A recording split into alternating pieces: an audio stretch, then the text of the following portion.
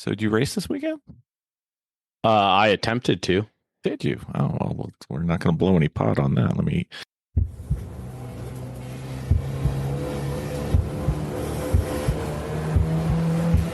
Green flag, green flag. Welcome to the Blind Apex Podcast, where amateur club racers tune in to get faster.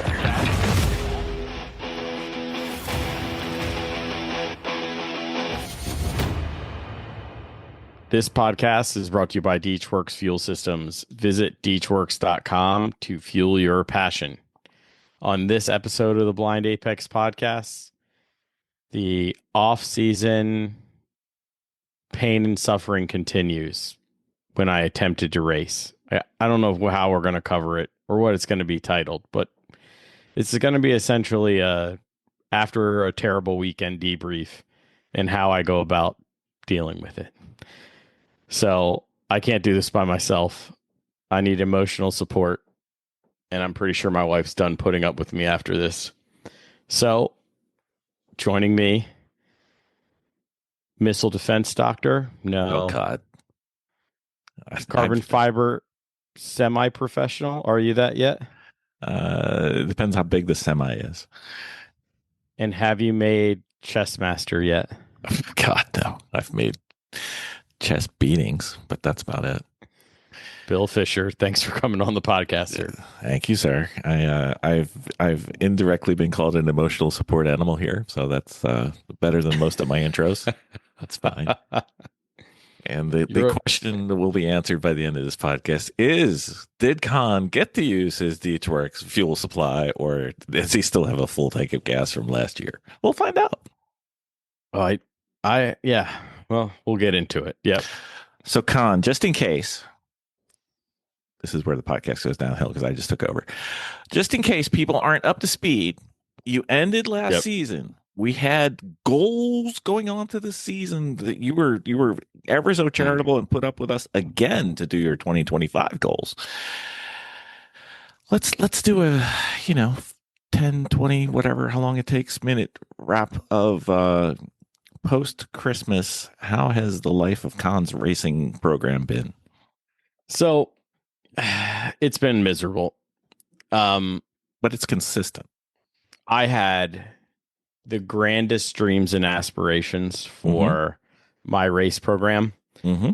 And as most of them it started with a perfectly running race car that I drove into the garage, put on jack stands to live for the winter, and then proceeded to take it apart for sort of one good reason. So you took apart a perfectly functioning race car. Yes, with a couple of podiums for the year, definitely picking up some speed, and with the goal of making some tweaks so the car is better on the straightaways. Okay. So in doing that, we were going to address the transmission and the differential hadn't been open for a while. Well, the differential had never been opened in my ownership of the vehicle. So most people who do car stuff would never open a transmission or would never open a differential. Like that's kind of, non-serviceable item. You just drive it till the car dies.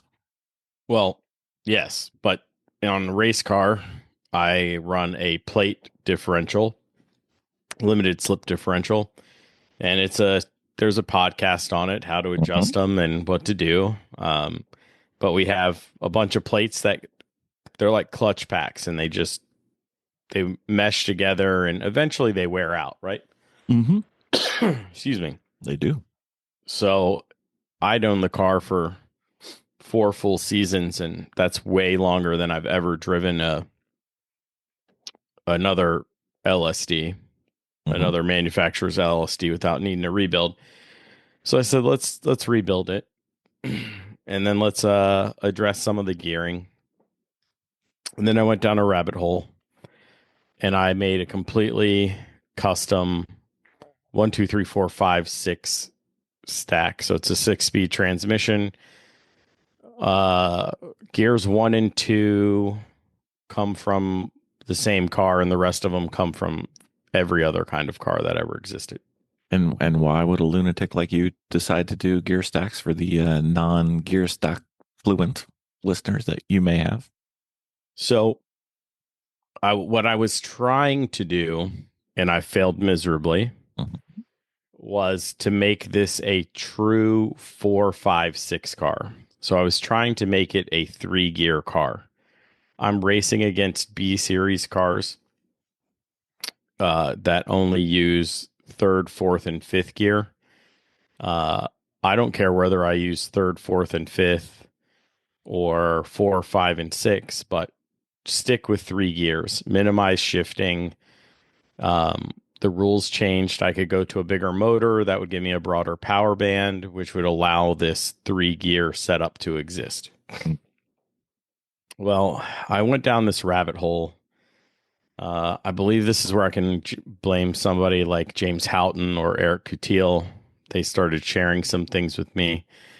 And then I sat down with my buddy Darren, who also rebuilds my transmissions and differentials. And we come up with this Voodoo transmission.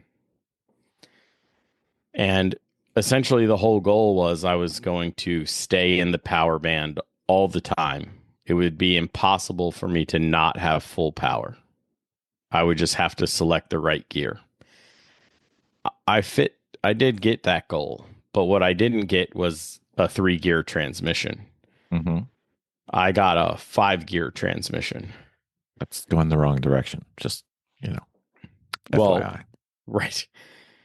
So, me being opportunistic, while the engine and transmission are out, transmission goes to Darren. I get a new engine. It's on the engine stand. While everything's out, I decide to change my clutch master cylinder and do the hone development delay, clutch master delay delete on it. Okay. Which I can tell you, amazing. If you have a clutch delay in your car, delete it by any means necessary. Yep. So we get this thing all together. We put it in the car. And that's where my off-season, as the garage turns, soap opera begins. So new engine, new transmission. Yep. New master cylinder. Yep. New diff. Yep. What could go wrong? Well, everything's native. So mine's a K native car, K series native. So I'm putting a bigger K series in it. It's got a K series transmission. Well, Jaime will not let me go through unless you give me the K24-6A49-75 series, So it's a K24A JDM Accord engine. Actually, It's not the Accord engine. It's the exact same engine, but it came out of an automatic Honda Odyssey minivan, which had a lower red line, which means it's never been over revved. It came all I did to it was put a balance shaft delete pump on it, which I ported myself. And then I upgraded the valve springs and retainers. I manually limited the VTEC, the adjustable, the VTC, the adjustable cam gear, so I don't have any valve to piston contact by accident. And then I put on what did I put on? The ATI super damper pulley, because the K24s, they like to vibrate a little bit, especially when you rev them to 8,400. They get a little jiggle when they walk, yeah. Yeah. So, and on assembly, my favorite color is the Permatex orange Loctite. That went on basically everything. And then I have a paint pen stick that has a torque rating. So when you run your paint lines that you torque this bolt, it actually takes like a little extra oomph to break that paint. Yep.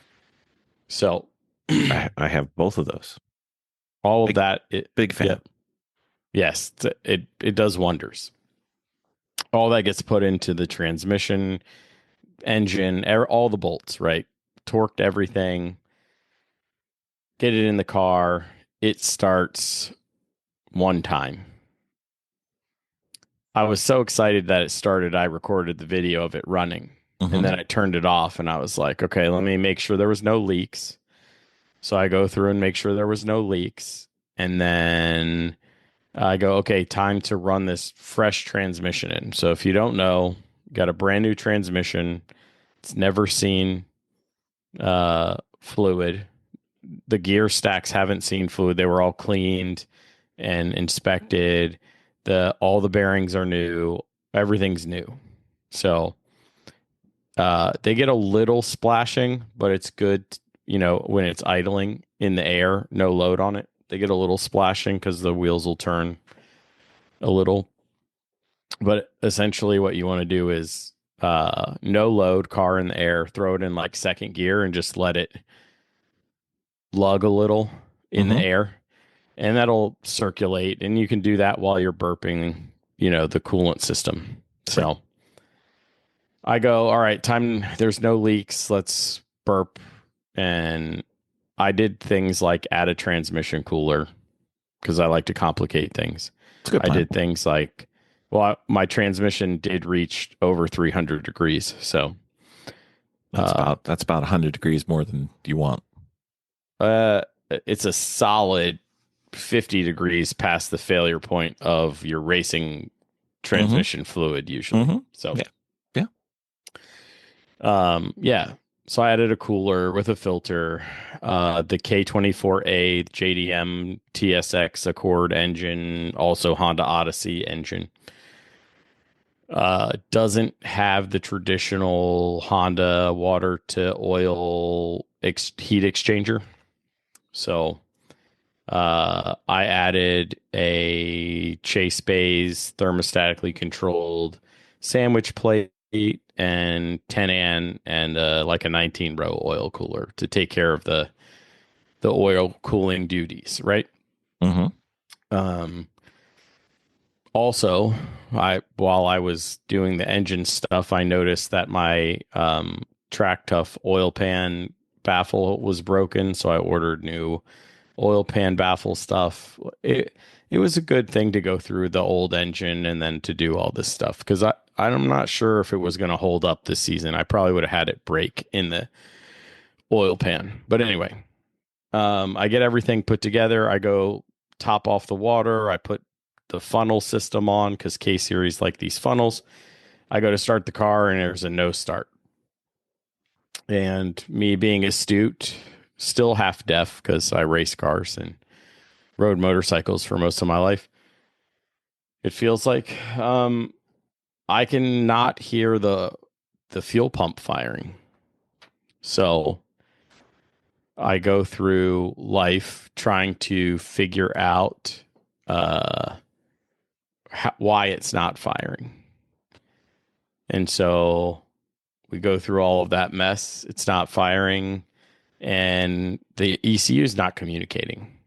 So we start looking at everything. We jump, the fuel pump runs when you hot wire it.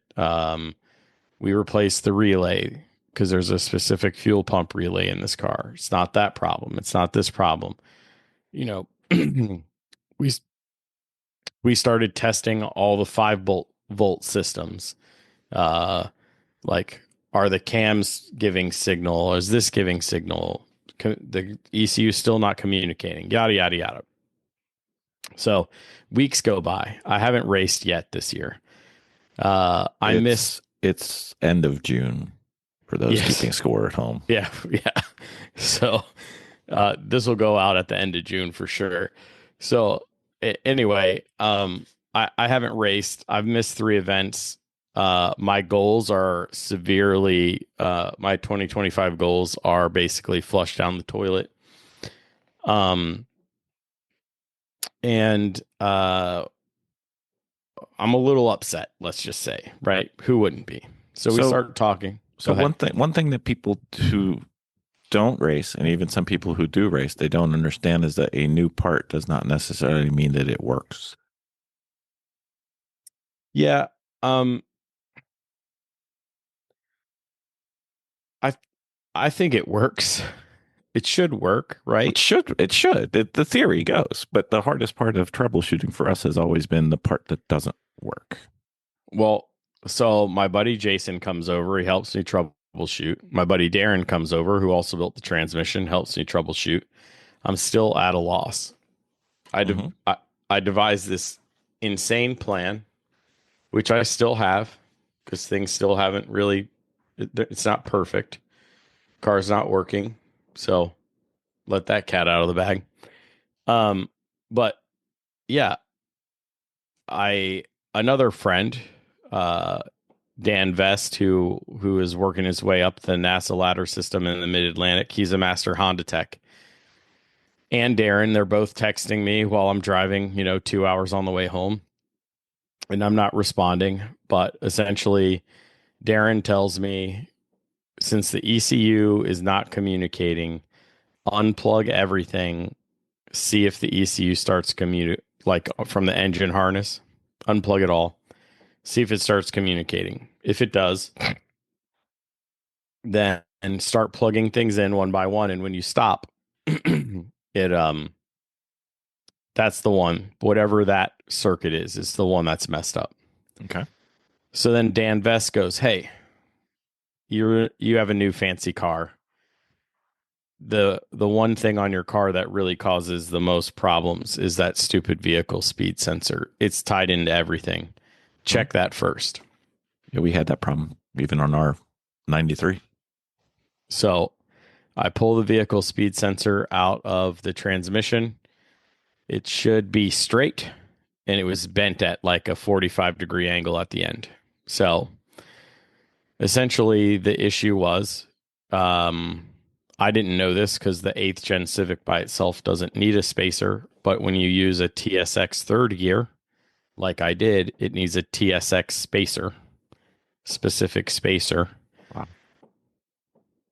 And if you don't do the specific spacer, it will, everyone says ground. I call it grounding out. It really means shorted. There was a short circuit, metal on metal. It's a magnetic pickup, right?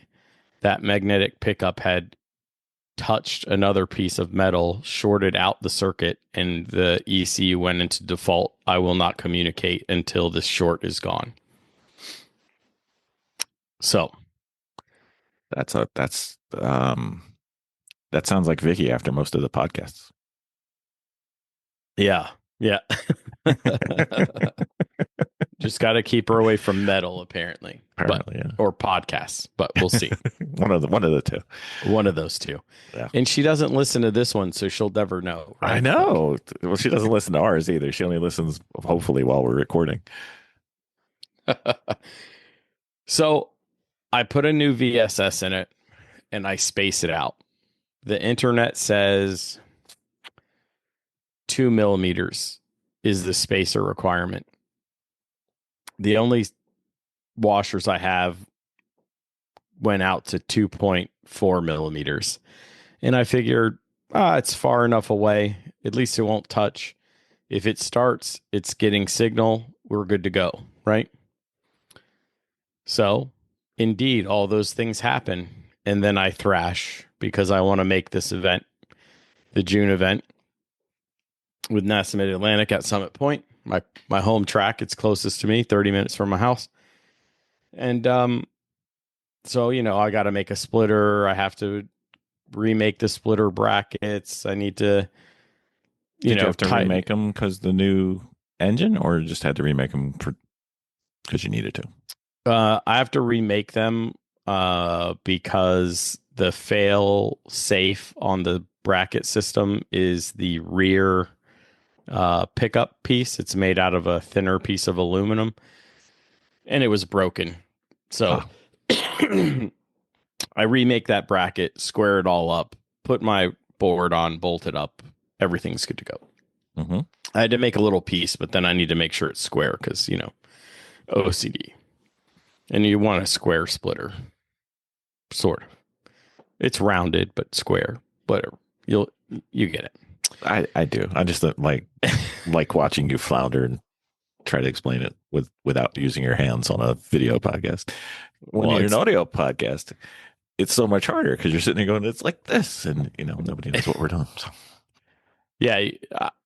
I'm not allowed to have it go more than half inch into the wheel wells. So I just have it flush on each side, and then it cannot extend past the bumper. And I like uniformity and clean looks and less hack job, especially on the splitter. So I take my time. I use a router for a lot of it. It's a good plan. All the things Mario taught me how to do, basically. Yeah. Stop being a hack, right? Yeah. So I rush to get this done. We get to the dyno. I'm so nervous the day of the dyno. Darren's tuning the car also. My buddy Marcus comes out to be my emotional support friend for the dyno in case it goes up in smoke. And the first pull has way too much power. So okay. Problem solved. Good to go. Problem solved, right? We're good to go. I was excited. I did a tire inventory. I had enough of the old tires that I could do a practice day. I could make it through the weekend. And then I could reassess what I was going to do. So we get it, 4 hours on the dyno. It's detuned to the 205 horsepower level. It revs to 8,400 RPMs and it sounds amazing. So looks healthy, sounds amazing, all that good jazz. So I'm excited. So I'm getting ready. I request the practice day off from work. This is after your week off of work to fix the car. Yeah, that turned into two days of 2 days. working on the car and 3 days of sim racing because I had no idea what was broken with my car. Or throwing wrenches around the garage. But yeah. No, I sim raced instead of throwing wrenches because I was totally going to throw wrenches. So anytime I got frustrated troubleshooting, I just went in and crashed with all the Miata people and the rookies. So okay. Yeah. So yeah. So I sign up for the Friday test day and I'm excited, right? I'm like, yes, I finally get to see if this thing runs as hard as it says it will on paper. Yep. Mario put it through optimum lap for me. Like it's supposed to be good to go. We're picking up time, all this jazz, right? And the first session out, I get 4 laps. And then it starts having this towards the high RPM miss. Okay. And then further into that last lap, when I would change gears, the RPMs would fall on their face. Normally, the rev drop was almost minimal, right? No matter how fast I shifted. And now I can shift pretty quickly because that transmission is butter smooth. It has no clutch delay. It's got a fresh clutch. It was good to go, right? Yep. Shifting fast, but it was almost like I was bump starting the car in between shifts. So I pull it in. I go, okay, I have a spare drive-by-wire throttle body. This is, mind you, there's no codes, no faults listed. Other than I had this, my buddy Jason lent me his Snap-on computer code reader thing. It said AC system voltage issue. No duh, I don't have AC in the race car. And unable to communicate with the SRS airbag system. No duh, I don't have any airbags. If it did communicate with that would be impressive. Right. Like Bluetooth from the dump, 100 miles away. But exactly. Whatever. So I'm like, there's no codes. It must be the drive-by-wire throttle body trying to die. I have a spare one of those. So I throw it on. I go back out. And same thing, 4 or 5 laps in, it starts doing the same sputtering thing, but now I have a battery light on and the electronic steering, because I have electric steering in this car. Ooh, I know. What do you know? I got to guess. What? Alternator. Okay, so That's my guess. right, We Well, know how good I am mechanically. If you want a good mechanic, I can get Vicky to come downstairs and she'll tell us what the real problem is. So that's the simple path that I took, right? I was like, oh, it's got to be the alternator, right? Battery light comes on. The power steering gets super sluggish because there's no electric assist anymore. You're like fighting the car. I pull it in. Okay. See, you went one step further than me, though. I just think it's the alternator and go buy one. You think that's the problem. I'm just saying it could be the problem, and I am about to break out the card to make sure I eliminate all the could be problems that I can figure out. Well, my buddy Hunter was there. Mm-hmm. He gives me his voltmeter. He sets it for me because I don't know how to operate these things. I was like, set it in. I'm checking my battery, my alternator, set it to the right dial, and then I know which color goes where. Mm-hmm. Okay. So I go back and I turn the ignition on, right? Mm-hmm. There's no battery light anymore. I go to the back. It's reading 12.5 amps cold. Okay, that's good. It's not great, though. I mean, it's okay. It's a 12-volt system. It takes 14 amps under load, right? Yeah. So he goes, check the alternator, turn the car on, turn your headlights on, turn your blower motor on for my my defrost, because I still have that. I put a hot rod heater core in there. They're lightweight. They're good BTUs and they work,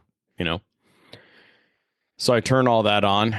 I don't have 14 amps, but I have like 13.6. I would close say enough. It's still good, right? Yeah, close enough for me. Plus the lights went out, right? So I'm like, okay, that's cool. What else could it be? Well, maybe it doesn't matter. There's no actual lights on. I'm going to go back out. So on the third session. We know you've done nothing, so obviously it fixed itself. Yeah, it just fixed itself. That always works. Right. Yeah. So I figure maybe there was some like gremlin or whatever. I got to make it do something. I got to go out and make it do something that I can troubleshoot, right? Mm-hmm. So I go back out on the third session and I'm trying to replicate what happened. And at this point, I'm like, I realize that my time in the car is finite. So my first 3 or 4 laps, I'm cooking with bacon. I'm trying to shake the rust off of me because I'm not getting full sessions in. Mm-hmm. And I'm trying to make the car do whatever. Okay. Right. So again, 4 or 5 laps in, more crazy stuff at higher RPMs, not really working. I hook up the Snap-on reader because I come back in and there's the ABS light had come on, the battery light had come back on, the steering thing had come back on. And so I hooked the Snap-on reader up. And as soon as the Snap-on reader was red, the battery light went off. But the steering wheel stayed on. I don't know why. It doesn't have a fault, anything associated with it. But the ABS light it's not a code, it's a fault reading. And it said that the VSS and the wheel speed sensors aren't matching. Okay. Well, it was a parts store VSS. So that comes into play later. But so I go, okay, I know because I did this and because I'm a slacker and I didn't want to sand down washers that I'm 0.4 millimeters too large. So maybe it's getting hot And maybe because this car is so dependent on this VSS in the stock configuration that I'm going to re-shim this VSS and see what happens. Okay. So Hunter's dad, Denny, he's the one he's got a super light car, orange one. He's like a track dad to all of us. I go over there, I find a washer. Excuse me. I find a washer and it's 1.89 mil. And I was like, okay, well, if this is too tight, my weekend's over. And if it's okay, then this should fix the issue. Because I didn't have another speed sensor. Right. So I put it in, fire up the car, gets everything turning, spin off. I turn the car off. It turns back on. I clear all the codes. I go, all right, we're going to be good. I didn't wreck the speed sensor. It's much closer to where it needed to be than it was before. And this should be good. So I go back out and I got my Garmin and it's like lap 1, lap 2, lap 3, lap 4. I'm like, oh, any minute now, this thing is going to freak out, right? Mm-hmm. Lap 5, no big deal. Hey, lap 6. For the audience playing at home, is the speedometer and the Garmin speed close? No, not even. Okay. Yeah. Yeah. So that'll come into later. So in the future, what I think I need to do. So, okay. I get to lap 8 and it starts sputtering in high G corners. And I'm like, this is new. And I look at my dash and my fuel light is flashing at me because I burned an entire tank of gas throughout the day and I forgot to put gas in it. So I go, but I made it 8 laps. I'm done for the day. I'm happy. I'm going to put fuel in it. I'm going to change tires.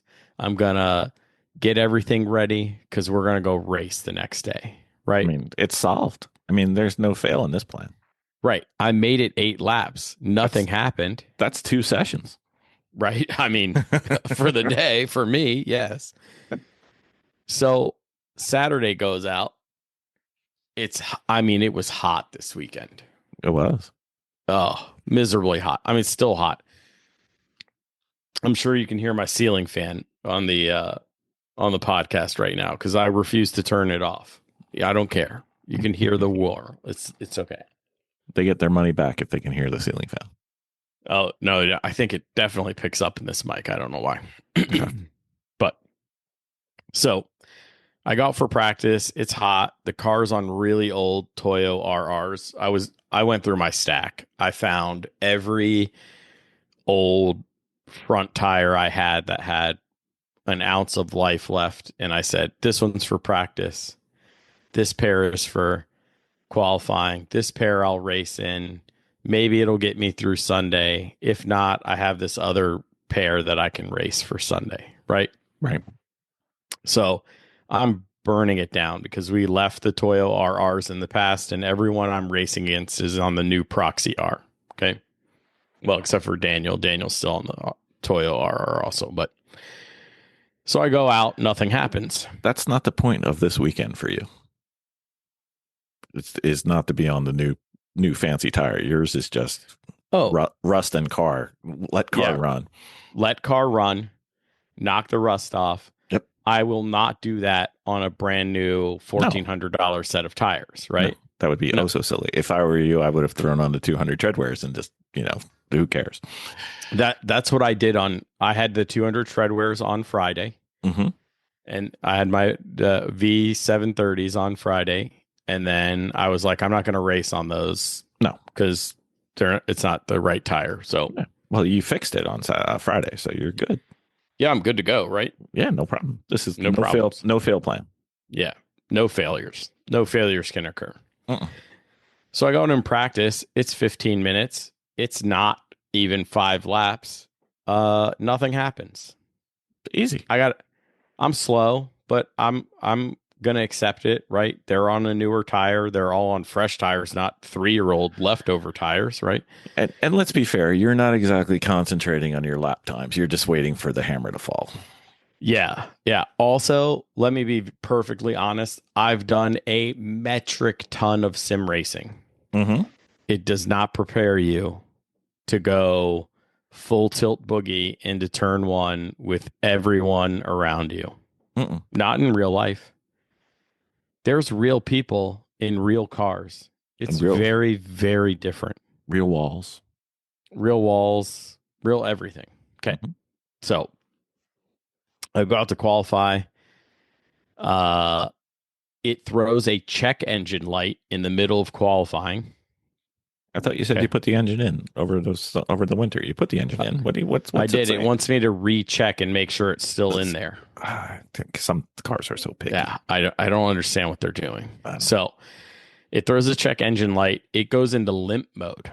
Oh, that's a new one. So yeah. So I get it into the paddock. I turn the car off. I go get the scan tool, right? I come back. There's nothing. The engine light is gone. There's no history of the engine light. Your car is haunted. Yes. Yes. This happened with the other car in a different manner. I'm priests, priestesses, monks, ordained ministers, any clergy, I'll be sacrificing chickens and all sorts of stuff to try to make this go away. I will need help. It might be cheaper. Maybe. To do all those. Yeah. But chicken is pretty expensive these days. It's the eggs. The chicken seems to be about the same. The eggs were ridiculous now. I don't think so. That joke's going to age so poorly, but that's okay. No, probably not. This is not an economic podcast, but I might start one. Anyway. So I'm desperate. I pull the plugs. They all look okay. Brent, who also races a K series, says it looks like my gaps are too big. So he regaps them. We put them in. I go out for the race. It is hot. I got my cool suit, everything. We go for the warm-up lap to go take our standing start. And my battery light comes back on. Awesome. We have an incident where we have to re-rack. We have to re-rack the start and do it all over again. Battery light disappears. I told you it was a ghost. It's the battery light ghost. Yeah, it's a ghost, all right. So, we take the new standing start. I'm running like 5th out of 7 or whatever was left. And 4 or 5 laps in, misfire starts coming out of turn 10. And it's real bad. And so I was like, let me limp this around to the pits. But by the time I got to turn 1, every light on my dash was on. ABS light dash was on. The steering light thing was on. The check engine light's on. Every light's on. It's National Lampoon Christmas Vacation.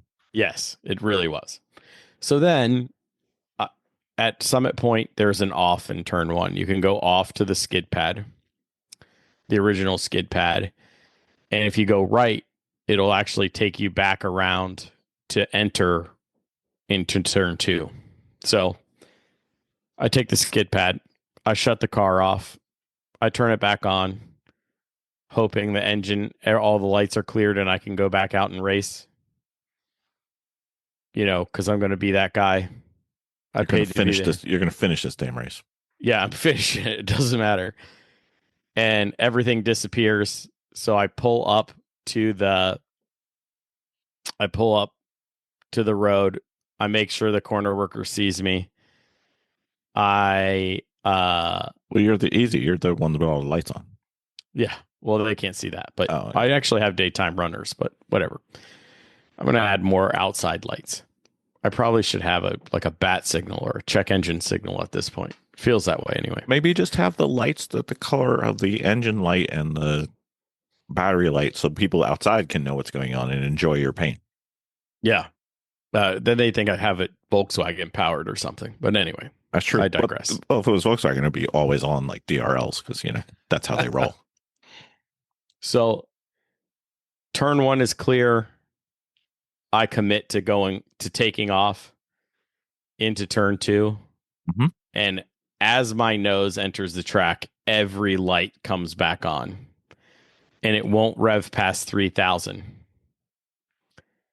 I thought you put those new springs in. I thought you were good to go. I thought so too. So I limp it around. I park the car. My family was there. The nephews were there. My brother and sister-in-law were there. The nephews are absolutely disappointed, in which they should be, because I didn't finish. But we start talking, and they're like, "Well, what are you going to do?" And I was like, "I haven't thought that far yet. I'm still trying to figure out how to get this suit off and all that jazz." So, the youngest nephew's 5. He's super into race cars. God bless his parents' wallet. It'll be thinner soon.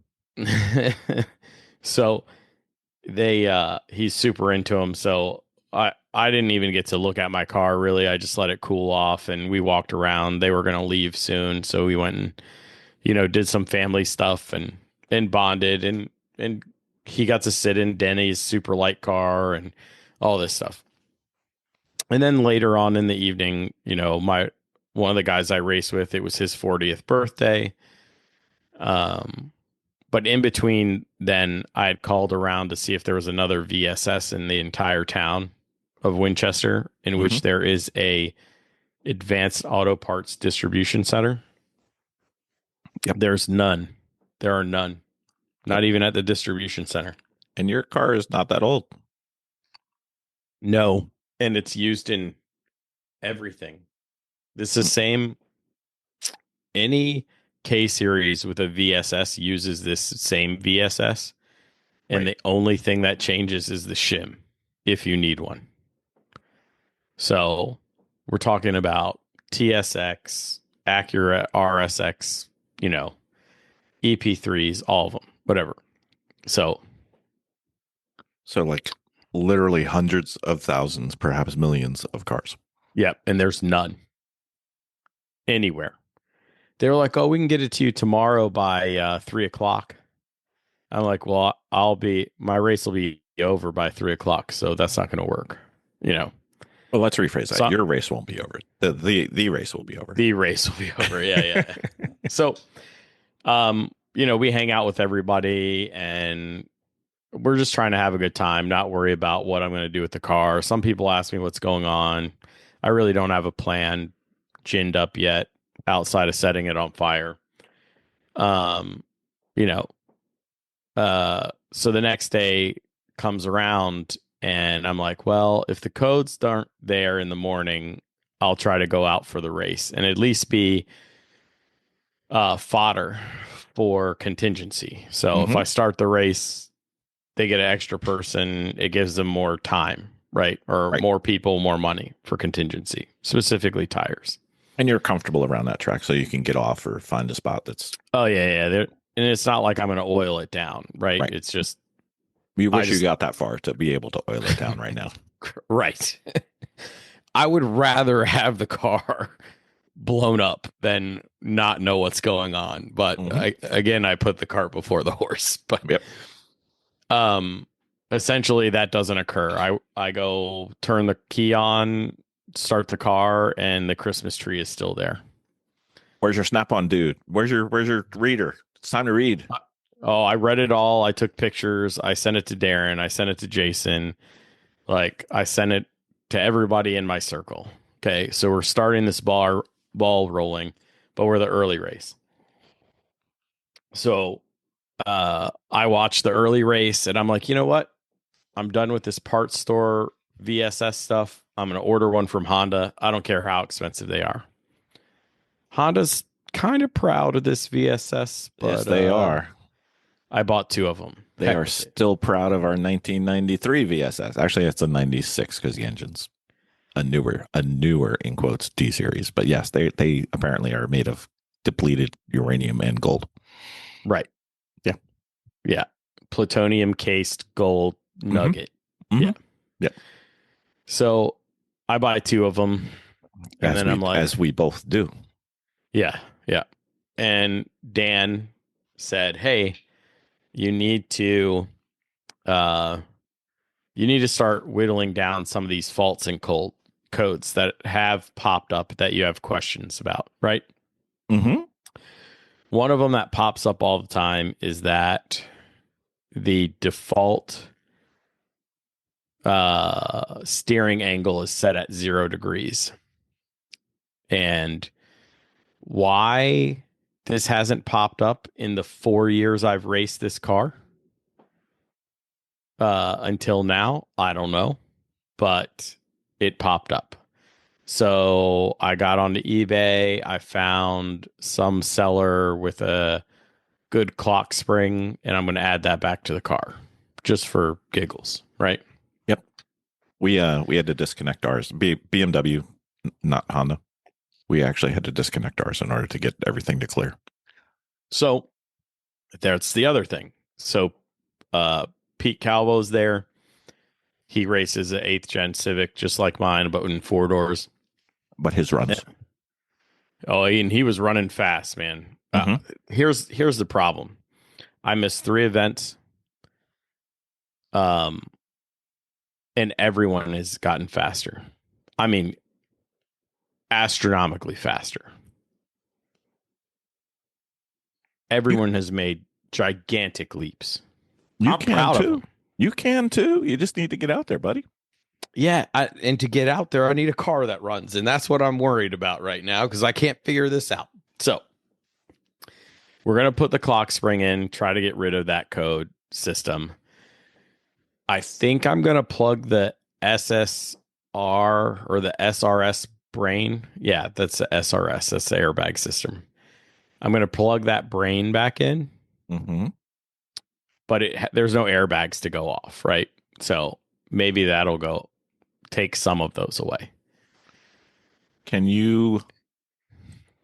I was going to say put it on jack stands and run it, but maybe that's a not the safest plan I've ever come up with. Could you just go to the dyno and just run it for an hour? Because it'll turn on in 4 laps. Yeah, the problem is 4 laps of 4 laps of Summit Point is 8 miles. Mm-hmm. And I don't know whether it's like abuse or whatever, but okay. So because it would be good to do a live data collection if you could. So I data logged my ECU. Okay. And every time this happens, the VSS signal drops to almost nothing. Saw that somewhere. Oh, Eric Patil. Oh? It's on one of his videos. Okay. Well, good. I'll start looking at that. So I'll look for that. Actually, I'm just going to message him and be like, yo.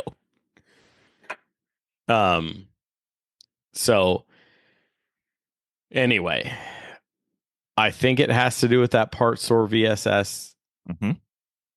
My wife is going to tell me I told you so like 1,000 times. That's her job, buddy. Just let her have it. Let her have her job. Because it's like every problem this year has been the year of the VSS, but there's a couple on the way, and I have some billet 2mm billet aluminum coming in. You're killing me, dude. That's ridiculous. So that I can make my own custom shims because, of course, they're very, very proud of the speed sensor, but the shims have been discontinued. So, because honestly, it won't matter for grandmom who's driving her Odyssey around. She don't care. Yeah, she won't care.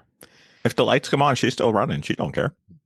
Yeah, it comes up with so many different weird things. I'm not sure exactly what's going on. So essentially the plan is right now to put the clock spring in, plug the SRS brain in, try to make some of those faults go away, because everyone else I race with has to turn the traction control off before they go race. Okay.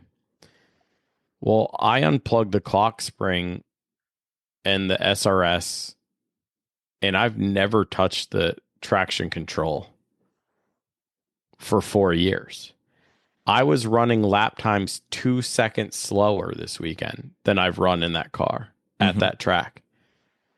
And it's mostly because of the heat, but right. And the tires. And the tires. But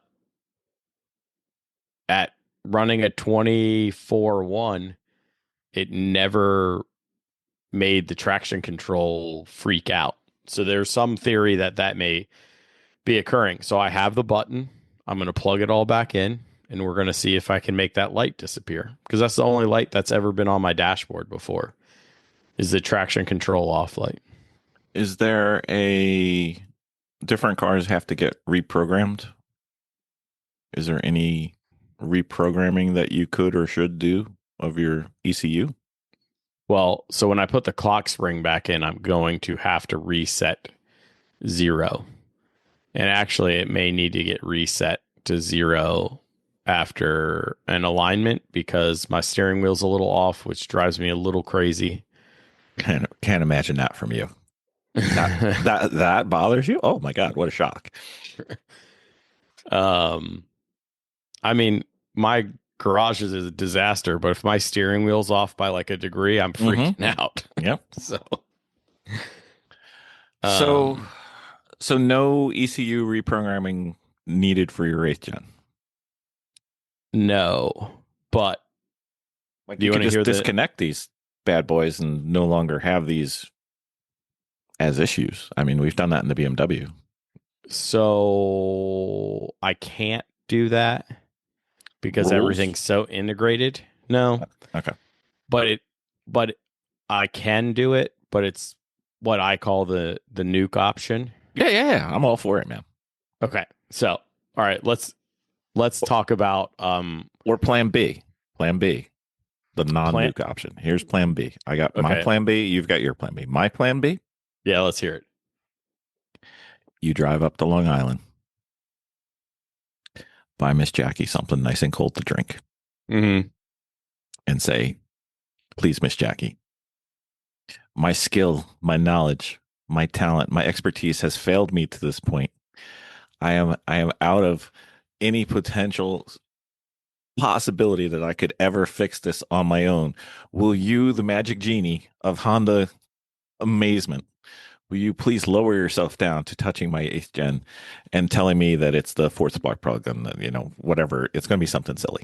So here's the funny part. Okay. Miss Jackie in her Kill Me K swap was saved by Darren, the guy who already works on my car. No slight to Darren. I just, when I have a Honda question, it's like, 1-800 Miss Jackie. Yeah. We're going to run through some things. I'm sure there's lots of other better ways to go about this, but we're going to go through some things. We're going to try to figure some stuff out. I'm praying it's the VSS when a VSS comes in and I shim it right. And the problem is the only way to test is to go to a test day. So you bought 2 of them. Yeah. So it's still worth going to a test day and bringing both of them. And you know how to replace it by now. And you've got your super special shim. Yeah. So the problem is I need to do enough to make it worth spending $400 a day to go test. I don't care about the time off. My boss, if you're listening, which I highly doubt, I will be calling out sick and or scheduling depending on when parts come in and when the next track day is at Summit Point. So That he phrased it poorly. What he means is he feels something coming on, and it could come at any time. It's coming. Yeah, I got the summer crud. Mm-hmm. I think he'll understand. Knowing you, he will understand. Yeah, they generally do. But so my plan B is to rip out every piece of electronics Honda ever put into this car. Put in a standalone Honda ABS module from a DC5 Type R out of Japan or England. It's compatible with my speed sensors.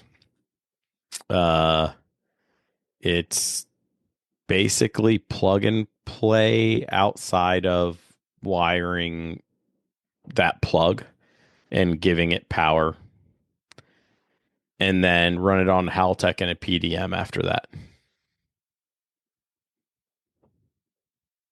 But that's the money involved is a nuke option. That's not a no-fail option either.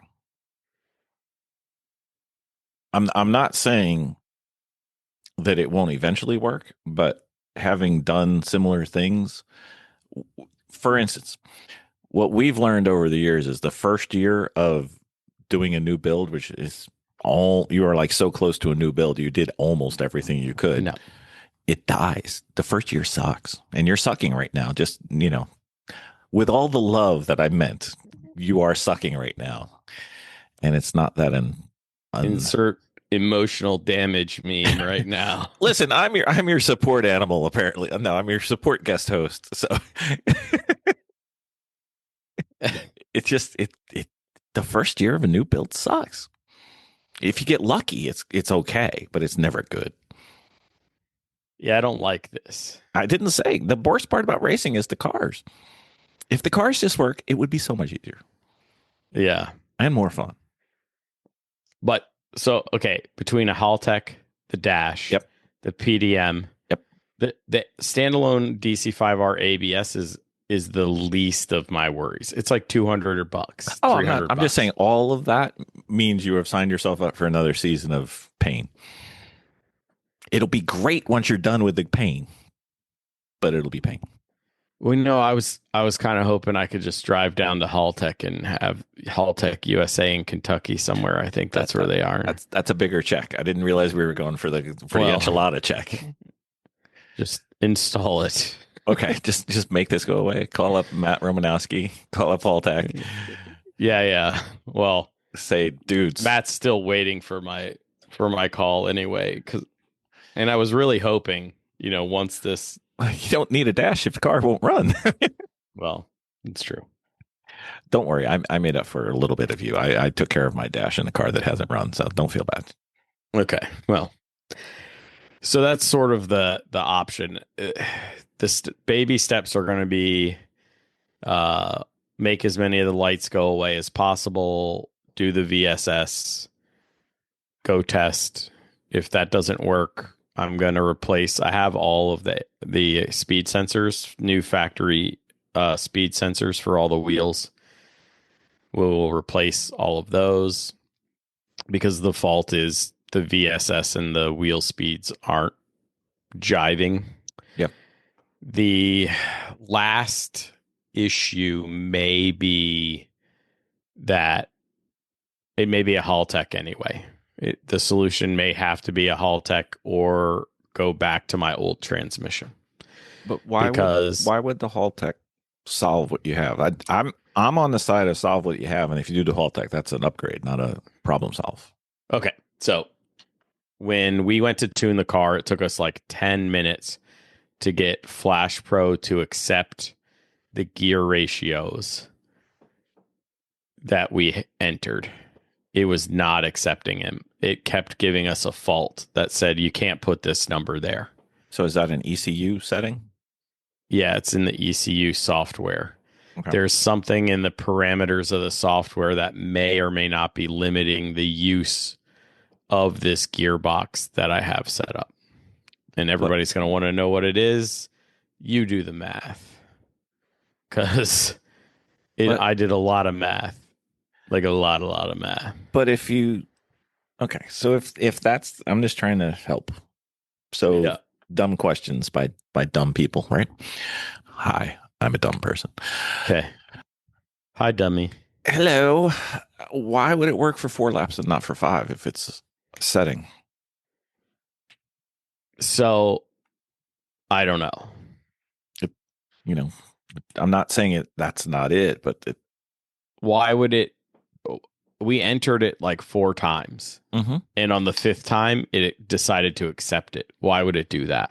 I don't know. You're the computer guy. I'm still I'm not still even waiting a real for you computer guy. I'm still waiting for you to finish this so I can get my little stupid Excel spreadsheet we talked about. It was so many months ago, but I'm not going to ask until you fix your car. Damn it! Which spreadsheet? My ELO spreadsheet. Remember you said it's like a bajillion if thens. If you just make yeah. Not until my car's running. I was not asking you to. I was waiting patiently on the sideline because it's past my Excel talent. So if you do the Haltech and you do the PDM and you're talking about doing a dash as well? Yeah. Okay. Well, we know the dash is working because all the lights keep coming on, so that you could postpone that a little bit, unless Matt wants to see a whole bunch of AIM lights come on, and we could get that to happen. Well, so the reason for the Haltech and the PDM, and Matt and I have had this discussion. He thinks I shouldn't use Haltech. I should use something else. Mm-hmm. But something else, nobody tunes something else, especially in a Honda, around me. So that's the problem. That becomes the conundrum. Mm-hmm. And then the question is, do you want your PDM and your dash on the same ecosystem, especially if it's a data dash? Mm-hmm. Or do you want your ECU and your PDM on the same ecosystem? Or do you want your dash and your ECU on the same ecosystem, or all 3 on the same ecosystem and still run data independently? Right. Conundrums. Yep, I'm with you. Okay, so remember, in the Fischer household, how many cars do I fix? 0. Exactly. Is there any chance you have a ground issue or a wire breaking issue in your harness that only works until you reach either a certain amperage volts or temperature, and then it won't pass enough current? So that's also on the short list. Is I'm still operating on the harness that when I initially was doing the troubleshoot, I replaced the original stock harness with this one that came from a known running car. Now, did we know if the known running car had lights on the day that it was running for the people who were parting it out or not? I don't know. Maybe the traction control system was broken and that's why you never had to turn it off. Right. So I'm going to take that harness back out and put the one that came in that car originally back in it. But I can't just go, well, let me single troubleshoot, right? I can't afford put the engine harness. Not if you want to in. race this season, no. Right. Right. So I'm going to do some big chunks, and if I do some big chunks and it disappears, then one of those 4 or 5, 6 things I changed I can say it was one of those. And then if it doesn't, then we just keep going down the troubleshooting path, whatever that is. Well, me being your emotional support animal / co-host, it's a good thing that you took advantage of our hospitality and came up and raced that endurance race at NJMP at the beginning of June, because at least you got some racing in this season so far, right? Isn't that right? Isn't that? Listen, I have to give these guys their due. I got great racing with the guys I was on track with. Daniel, with Steve Benavidez, with Hunter, with all of them. Like all the people I was around for those 5, 6 laps, 8 laps, whatever it was. I had a blast. Okay. And they're getting so fast. Good. That'll be more fun when you get back. Yeah, absolutely. I just got to get back. So if anybody knows what's going on, the Blind Apex Podcast at gmail.com or hit me up on Instagram. I will Because this kid needs help. I will scour my YouTube, but I do believe it was Eric Attil who was having throttle position fall to 0 errors. And I don't remember what the solution was, but he solved it. That was his. Remember last year was a nightmare for him? Yes. That was his was. I thought his was in a Haltech fault or something, but I don't remember. It could be, and I'm not going to say it wasn't. I want to say it was the wheel speed sensor or the vehicle speed sensor into the Haltech, but I could be wrong. Okay. Eric Attil at godsgiftracing.com. Eric Attil, we're paging you.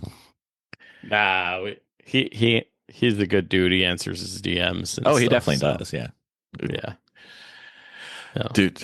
Dude makes me look even worse than I actually am at working on a car. Man. Yeah. Maybe a future podcast guest if he'll ever commit. I've been trying. He'll commit. He just runs out of time or something happens. It's he's on our bucket list. Although you do have the shared common Honda only attitude, so maybe you'll have more pull. Well, maybe, but I forgot what I was going to say. It's terrible podcast hosting right here. Well, that's why I'm your emotional support podcast co-host. But yeah, we're going to figure this out. Mm-hmm. You know what I know it wasn't? What? It was not your Deechworks fuel supply, because that was perfect. Yeah, that was great.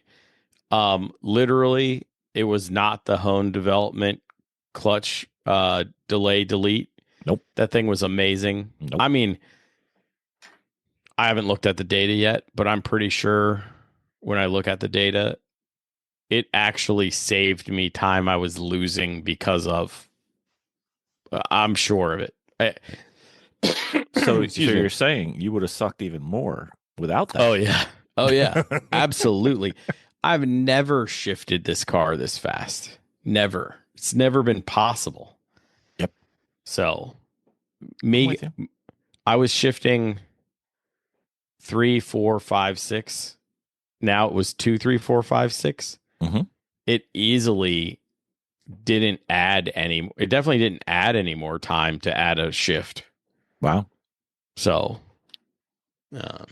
yeah, that's fast. Awesome. So I was happy with it. Also, it helps that I have the Acuity shifter, and it wasn't that. That just makes precision shifting really easy, especially when you're going faster. But because shifting in turns when you're going faster is not as easy as shifting on the highway. No, you need to stop shifting in turns. I'm not the person. I'm not the person that I'm referring. So I find it easier for me to shift. I short shift because now I have lots of torque with a 2.4 liter. I did learn that I can short shift the carousel to get my car to turn, and it helps. Sure. So, indeed, big power band, lots of torque. It's okay. Yeah, that sounds just like our Civic. No, it doesn't. Nope. Yeah, just K-swap your Civic. I heard it's real easy. The only problem with K-swapping the Civic means that it hits the wall even harder than it does with the D-Series in it. So we'll stay with the D-Series until some of our team gets used to front-wheel drive. And it burns copious amounts more fuel. And that is never a problem. We have buckets of fuel, so that's fine. So For those of your friends who got to successfully race at this event, Yep. how'd they do? Well, one person who turned 40, Chris, also almost set his car on fire. Okay. Well, you didn't get a chance to do that, so you're ahead of that. No, but I got to see it, and it looked like the afterburners were on. But small transmission leaks, people take care of those. And then those small leaks don't turn into small fires that melt oil lines that turn into big fires. There's a thing here. Just fire bad. Yeah, fire bad.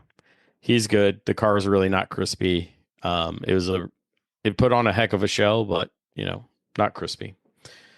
And then everybody's gotten so fast. I'm excited. I want to go race with these guys because I'm probably not a mid-pack racer anymore. I'm probably going to slide to the back a little bit because they're that fast. Gives you something to shoot for, man. Absolutely.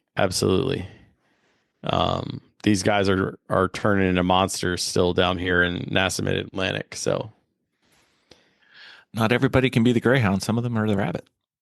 Oh, you just get to be the Greyhound. Yeah. Until you get back out there. They race like wolves chasing the rabbit. So that's okay. Not some stinking Greyhound. Can't even walk upstairs. That's because you keep throwing wrenches at people. No. During our restart, somebody was eating a banana and they handed me the peel and said, "You might need this to help keep Steve off of you." So on paddock, I ran up to Steve's car and threw the banana peel in front of him. He didn't get in front of me until I broke. So, well, you got to give them the easy ones. When you come back, it'll be the harder ones they have to earn. Oh, yeah, I'm sure. They'll have to earn passing you, not just wave as you go by. So is Mid-Atlantic tradition when you see a friend on the side of the road and you know that they're not on fire, is it to give them the single finger jersey salute, or is that frowned upon in Mid-Atlantic? So, technically speaking, in all NASA groups, yes, doesn't matter what region you're in. Yep, the jersey wave is not acceptable according to the CCR. So don't do it. That's your corporate official policy. Line. Corporate policy says don't do it. Okay. Yeah. But if somebody who were to perhaps look like you and pass one of his friends that are sitting in the side of the road, and they're not on fire, if somebody were to look like you, would it be possible at some point in the past or future to have seen said jersey wave occur? I mean, I'm just wondering. No. And I would never in that situation, but two, my thought in this time is I have to look to make sure they're okay. Right. But at the same time, I'm like, I got to go because I got to pick up that person's spot. And then they probably disrupted the person that was right behind them. So maybe I can catch them and, work my way to the front. As long as they look okay and they're moving or getting out, then I'm more worried about where I'm going to go race and who I'm racing against. Okay. So I don't have time to wave jersey or otherwise. I'm racing. I believe Scott Robertson would classify you as a try hard person then. Yep. Okay. And proud of it, I'm sure. Yep. Oh yeah. I need a badge because if I didn't try so hard, I probably would still have the old motor. Yep. You would. The old transmission. You wouldn't have changed all that stuff. With a faulty diff that barely works, that kind of stuff. And the transmission that had the wonderful magnetic particles of unknown vintage. Yeah, all jammed up in there. It's fine. Cooking at 300 degrees, no worries. It just hardens my gears even more, right? It's 300-degree oil splashing onto the heat treating. Yeah, heat treating every time I went out. Yeah, that would be me because if I was not a try hard, right? Yeah. If you wouldn't fix all this stuff, it would still be working. Right. And if And I would have missed all these races. I'd be as fast as everybody else. My steering wheel would be crooked. Mhm. My splitter would probably be pointed at the sky instead of nose down, a couple of degrees. Stuff like that. Yeah. Yeah.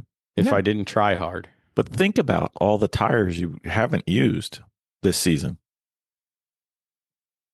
I mean, some things I'm okay with burning money on if I get to go have fun, right? Like, it's the price of doing business. Yeah. I mean, so now that you say that, I can do the quick math. It's probably 1,400 up front, 600 somewhere. I'm somewhere in the I don't know. So let's do it this way. Are you over what you budgeted or under with all this stuff you've had to do? Oh, I'm still under budget because I haven't burned like $4,000 in tires. No consumables. All right. Yeah. So let's do this now. $4,000 in tires. That's a PDM. I think I know how much they cost. And that's a good chunk of your haul tech. $4,000 is not nearly enough to do what I want to do. So, well, I mean, I didn't put your dash on there for a reason. I mean, haul tech harness, even just the haul tech dash, haul tech harness, PDM. If I do all the haul tech ecosystem and what I want is going to be like 7,000. So just parts. Don't race the rest of the year. Just kidding. Just kidding. Don't put put the wrench down. Put the wrench down. You can't hit me from here. I am many miles away. Yeah. That's the only reason I had the guts to say that. But so what's the prognosis, doctor? What do you think you're going to be doing? Yeah, we're going to take the baby steps, and then we're going to do a test day at Summit Point. We're going to pray real hard, and then we're going to come back and reevaluate. Hopefully, I'm trying to get it to be predictable in what the car is telling me. So it's either the VSS is freaking everything out, or it's in that harness, or some combination of both, right? Yeah. So I mean, usually it's one thing. When it's two or more, then God, that sucks. But usually it's one thing. I'm hoping it's one thing. I have a feeling it's not because we'd have fixed it by now. Yeah, but could be. Well, the flaps VSS is high on the list of things. Yeah. So, and I'll be going to YouTube shortly to go stalk Mr. Catil. Yep. But I think that that was a good one. I'll see if I can find it. We'll see who finds it first. I'll send it to you because I'm not going to sleep until I send it to you. So, well, you should go to bed because I'll go to bed before I find it. Oh, okay. Well, I'll find it. It's no big deal. My time zones are still screwed up. So it's only 3:30 in the afternoon for me right now. So, Lord, jet lag. Oh, that's the other thing. A little bit. We have I may not make the New Jersey event, right? The crossover. I wanted to, the crossover. But then they have a crossover at Summit Point. So they're supposed to come down to see us. So I need to have the car ready if they come down. Yep. So it's like, oh, what a disaster. This car has to get ready because I want to go play in a big field with all the Hondas. Well, I am rooting from afar, willing to offer my services, and you are wise enough to say, no, Bill, no, don't come help. It's fine. Stay away. Send Vicky. I will send Vicky if you need her. She's ready to go. She's dying to fix a car. How's she good with a voltmeter? She's pretty good with the voltmeter. She's not, electrical wizardry, but she knows her way around.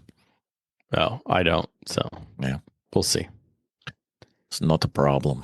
Well, I know all the listeners, me being one of them, are rooting for you, sir. We've got your back. We want to see you out there. We want to see you back to Happy Con. Not wrench throwing. I'm doing okay. Not wrench throwing con. You're doing okay coping, but you're not doing okay. Yay! I got to race con. Yeah, So that's true. you are surprisingly tolerant of this car and about everything that's gone wrong, and still rather chipper. But we don't want to have to push you anymore along this path. So Yeah. good luck in the coming week or two, maybe. Yeah, it's probably going to take a couple weeks Yeah. just to get enough time in and then get scheduled for the next test day.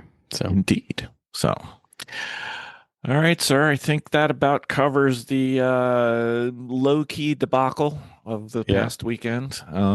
If anybody has extension of the off season, yes, the off season that still continues till end of June. If anybody has any suggestions, if anybody knows the link to the Eric Teal episode that I'm talking about, send it in to the Blind Apex Podcast at gmail.com.